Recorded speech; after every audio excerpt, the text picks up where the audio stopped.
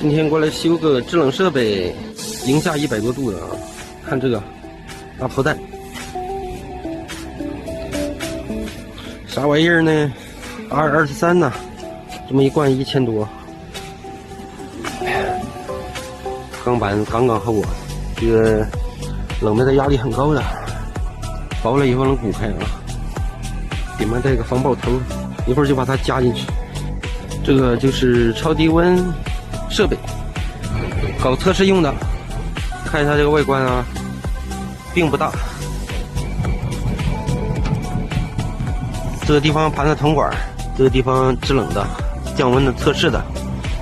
下边这么大的冷凝器啊，也是特别粗的铜管子。大压缩机，压缩机是 R404A 的，2个压缩机啊，这么一个，